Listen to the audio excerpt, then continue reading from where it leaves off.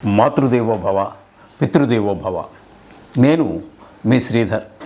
నా నెంబర్ 9295909819. 11వ తారీఖు మే నెల 2025 నుండి 17వ తారీఖు మే నెల 2025 వరకు వార ఫలితాలు మనం సశాస్త్రీయమైన పద్ధతిలో తెలుసుకోబోతున్నాము. ముఖ్యంగా ఈ వారంలో ఉన్నటువంటి ముఖ్యమైన విశేషాలు ఏమిటి అన్నట్టయితే 11వ తారీఖు నుంచి నిజ కర్తరి ప్రారంభమవుతోంది. ఈ కర్తరి ప్రవేశం ఎప్పుడైతే జరిగిందో ఎండలు విపరీతంగా ఉంటాయి. దీని తదుపరి వచ్చేటటువంటి రోహిణీ కార్తెలో మరింత ఎక్కువగా ఉండేటటువంటి అవకాశం ఉంటుంది. అక్కడితో వేసవకాలం సమాప్తం అవుతూ ఉంటుంది. అంటే ఎండలు తగ్గడం ప్రారంభమవుతుంది.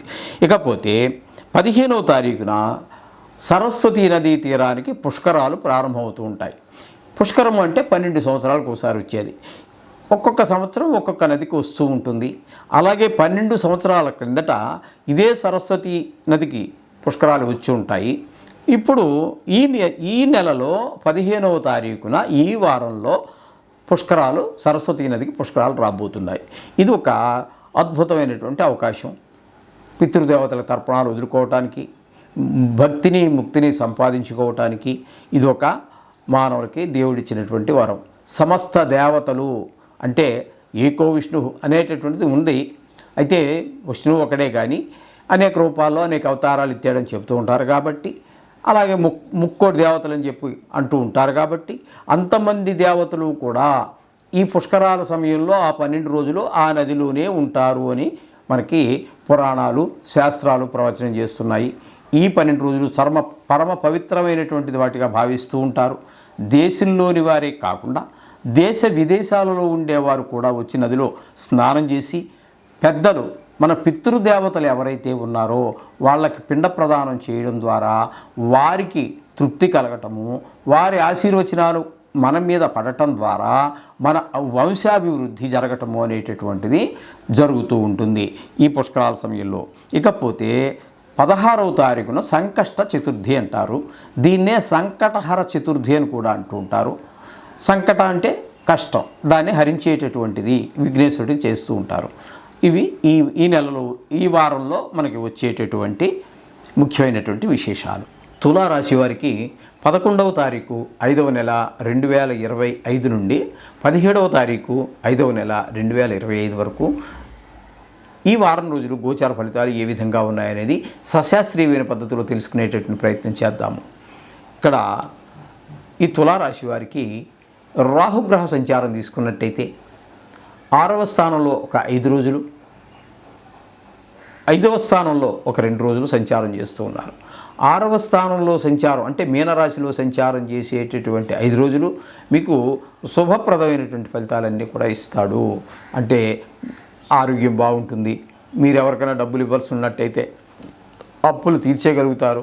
లేదు మీరే ప్రయత్నం చేస్తున్నారు రుణం కోసం, ఏ ఇల్లు కొనటానికో, కారు కొనటానికో, లేకపోతే పిల్లల ఫీజు కోసమో, అనారోగ్యాలు, రోగాల్ని న్యాయం చేసుకోవటం కోసమో మీరు చేస్తున్నారు. మీరు అందులో విజయం సాధిస్తారు, అప్పు పుడుతుంది, ఆ డబ్బు కూడా సద్వినియోగం అవుతుంది. ఇక 5వ స్థానంలో అంటే వక్రగతి మూలంగా ఆయన మీనరాశి నుండి కుంభరాశిలోనికి ప్రవేశించి ఒక 2 రోజులు ఉంటారు. ఆ 2 రోజులు మాత్రం శుభ ఫలితాలు అయితే ఇవ్వజాలరు. ఓకే, ఈ విధంగా ఉంటుందండి. ఇకపోతే 6వ స్థానంలోనే శని యొక్క సంచారం కూడా చాలా చక్కటి ఫలితాలు. 6వ స్థానంలో శని భగవానుడు కూడా చాలా మంచి ఫలితాలన్నీ మీకు ఇస్తాడు. అప్పు పుడుతుంది, మంచి గౌరవం పెరుగుతుంది, పేరు ప్రఖ్యాతులు వస్తాయి.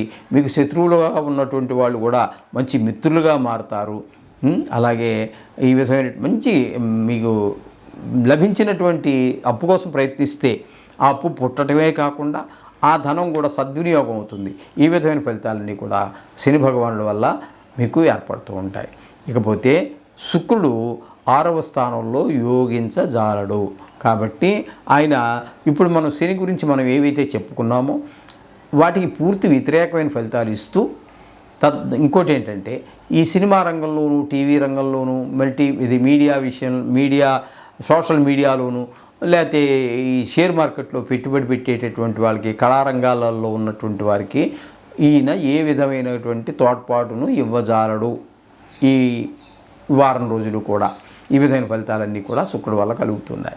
ఇకపోతే రవి గురించి చెప్పుకోవాలి అంటే రవి 7వ స్థానంలో ఒక 2 రోజులు, 8వ స్థానంలో ఒక 5 రోజులు సంచారం చేస్తూ ఉన్నారు.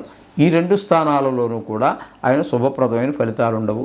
ఇక్కడ 7వ స్థానంలో ఉన్నప్పుడు భార్యాభర్తల మధ్యన అన్యోన్యత లోపించటము, లేకపోతే భార్యకి కొంచెం అనారోగ్యం చేయటము, 8వ స్థానంలోకి వచ్చిన తర్వాత మనకి కొంచెం పెద్ద మన బంధువర్గంలో ఎవరికో బాగాలేదనో లేకపోతే చనిపోయారనో ఇట్లాంటి ఒక దుఃఖమైనటువంటి వార్తలు వినటము, ధన నష్టం జరగటము,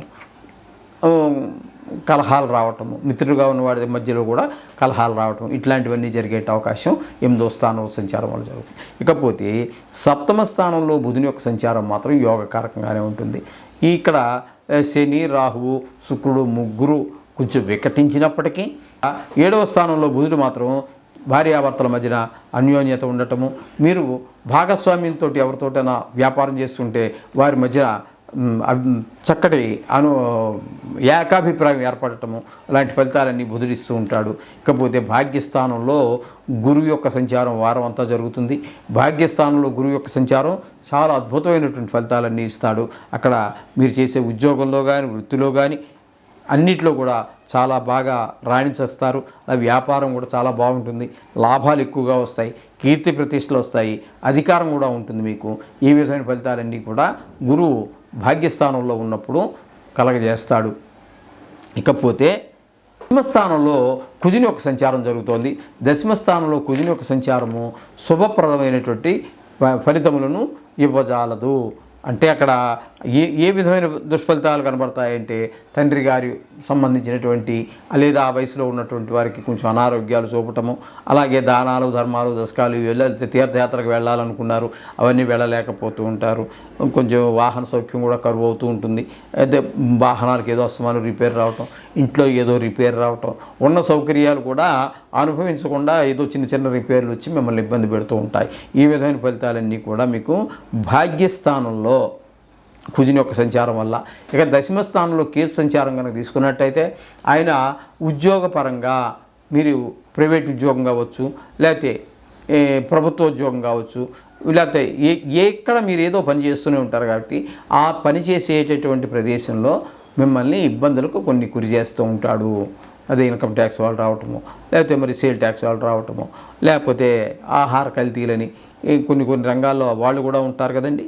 ఈ రాశి వాళ్ళు, ఈ తులారాశి వాళ్ళు, వాళ్ళకి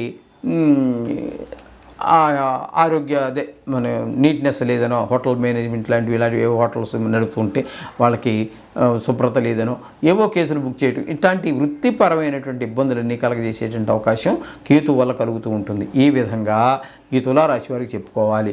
అయితే ముఖ్యంగా వీరికి ఈ తులారాశి వారికి కలిసి వచ్చేటువంటి గ్రహాలు శుక్రగ్రహం ఒకటి కలిసి వస్తున్నది, అలాగే గురుగ్రహం ఒకటి కలిసి వస్తున్నది, కేతుగ్రహం ఒకటి కలిసి వస్తున్నది. ఈ విధమైనటువంటి ఫలితాలన్నీ కూడా అంటే మొత్తంగా 3 గ్రహాల యొక్క అనుకూలత బాగున్నది. కాబట్టి మిగతా గ్రహాలు కొన్ని మనం చెప్పుకుంటున్నట్టే కొన్ని ప్రతికూలంగా కూడా ఉంటాయి. వాటి గురించి ఖచ్చితంగా మీరు ఈ నవగ్రహ మంత్రాలు కానీ, గాయత్రి కానీ, బీజాక్షరాలు కానీ, విష్ణు సహస్రం కానీ, ఈశ్వరుడికి అభిషేకం కానీ ఏమైనా చేసుకోండి. చక్కటి ఫలితాలన్నీ కూడా మీకు మీ పరమవుతాయి. శుభంగా